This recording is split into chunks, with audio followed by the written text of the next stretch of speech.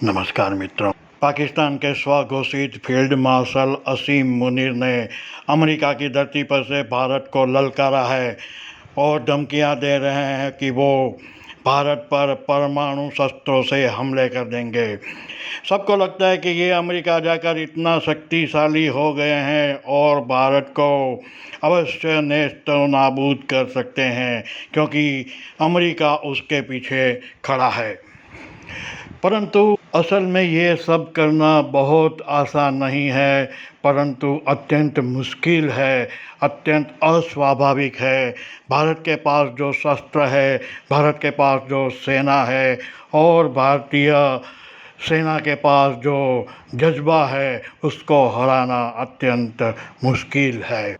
अगर आप लोग ज्योतिष में रत्ती भर भी विश्वास रखते हैं तो इस घोषणा की संपूर्ण स्क्रिप्ट आपको पढ़नी पड़ेगी। इस लेख में लिखी पहली कुछ बातें तो एकदम सच हो गई है। ये पहले वाला वीडियो हमने अप्रैल में बनाया था, जिसमें हमने कहा था कि पाकिस्तान के साथ युद्ध अवश्य होगा, और ये हुआ भी।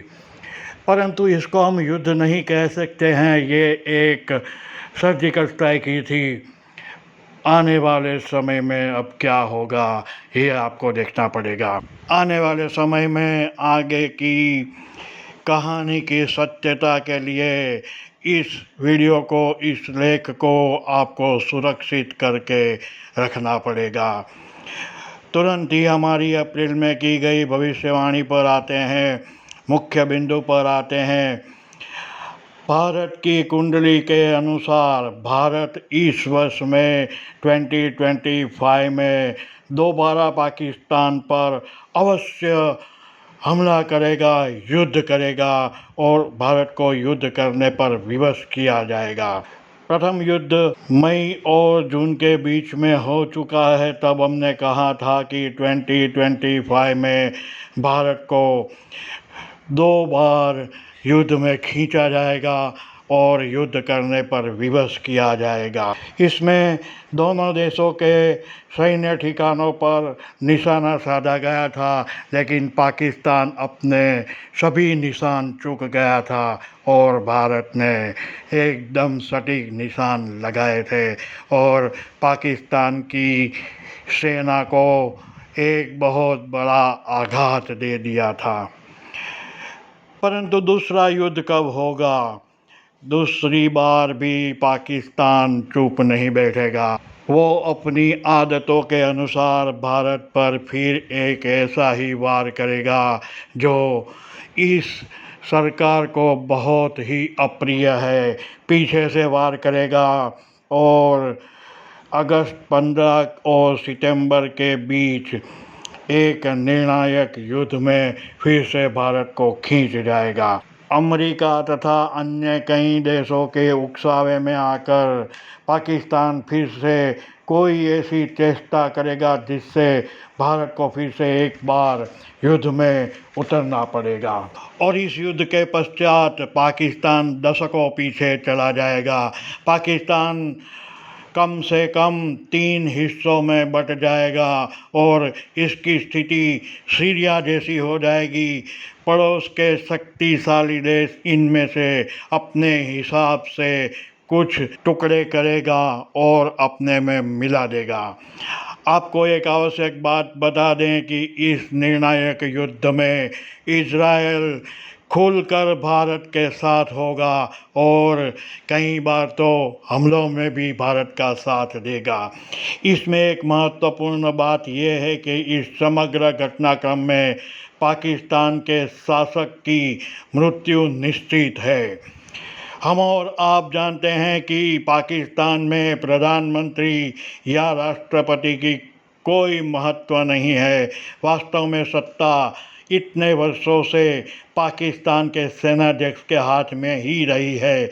इसलिए पाकिस्तान के शासक ये जनरल असीम मुनीर होंगे, जो कि सेनाध्यक्ष है और स्वघोषित फील्ड मार्शल भी है। तो इस अवधि के दरमियान विधि की वक्रता यही होगी कि इनकी मृत्यु अपने ही किसी देशवासी के हाथ से हो जाएगी।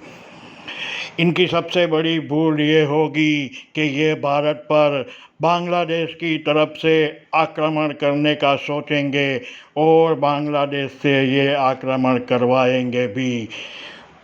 इसलिए बांग्लादेश को अपनी इस भूल का अत्यंत भारी कीमत चुकानी पड़ेगी।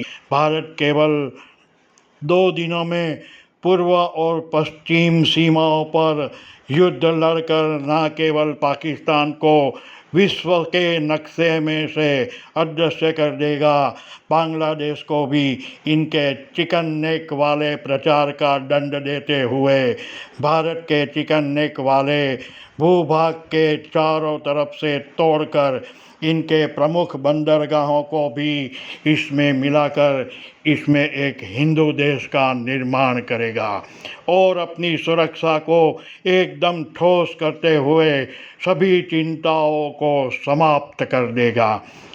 अंत में फिर से बताना चाहेंगे कि हमारे हिंदू हृदय सम्राट माननीय नरेंद्र मोदी जी के कुंडली के फल कथन अनुसार अगर ये स्वयं पद त्याग नहीं करते हैं तो कम से कम 5 बार ये भारत के प्रधानमंत्री के रूप में अवश्य शपथ ग्रहण करेंगे और तब तक भारत इतना मजबूत और प्रभावशाली हो चुका होगा, वो भारत के भीष्म पितामह बनकर अपने भविष्य के लिए स्वनिर्णय लेंगे। परंतु 2029 और 2034 का सामान्य चुनाव तो इनको ही विजयी घोषित करेगा। तो प्यारे भारतवासियों, मोदी जी के स्वघोषित रिटायरमेंट के बाद भी इनके विरोधियों का दुख समाप्त नहीं होगा, क्योंकि कोई भी प्रधानमंत्री इस समय के पश्चात बनेगा वो मोदी जी को पूछ कर ही सभी महत्वपूर्ण निर्णय लेंगे। यही नियति है, यही भारत का भविष्य है। भारत माता की जय। वंदे मातरम। हिंदुस्तान जिंदाबाद। धन्यवाद। नमस्कार।